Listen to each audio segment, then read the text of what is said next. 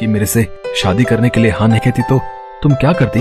अनिल प्रीति से प्यार करने लगा था, इसलिए अपनी माँ को समझा बुझा कर वो प्रीति से शादी कर लेता है। शादी के बाद जब मुंह दिखाई में प्रीति ने कान की मशीन लगा रखी थी तो मोहल्ले की औरतें बातें बनाने लगी। अरे सुजाता जी की बहू तो बहरी है, वो देखो कान में सुनने वाली मशीन लगा रखी है। इन्हें अपने अनिल के लिए बहरी लड़की ही मिली थी। इनके अनिल में कोई नुक्स था क्या जो नुक्स वाली लड़की ढूंढ ली?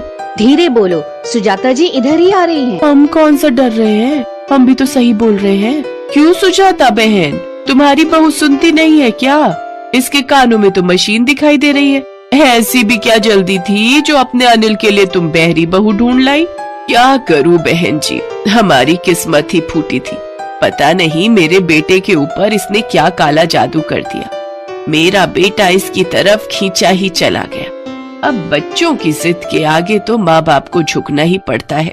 बाकी तो राम ही जाने कि हमारे घर का अब क्या होने वाला है।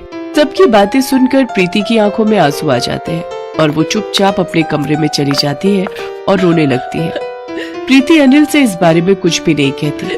प्रीति अक्सर ध्यान रखती थी कि वो अपनी कान की मशीन हमेशा लगा कर रखे ताकि घर में किसी को भी कोई परेशानी ना हो।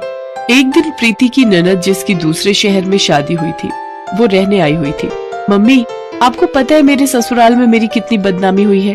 मेरी सास तो ये ताना दे रही थी कि अनिल भैया ने आखिर एक बहरी लड़की को ही अपनी पत्नी क्यों चुना, और वो तो ये भी कह रही थी कि कहीं आगे चलकर भैया के बच्चे भी बहरे पैदा। नीलिमा, तुम पीठ पीछे अपनी भाभी की बुराई कैसे कर सकती हो? मुझे तुमसे ये उम्मीद नहीं थी। तुम मेरी सगी बहन होकर जब अपने ही गलत बोलेंगे तो बाहर वालों से कैसी उम्मीद रखेंगे?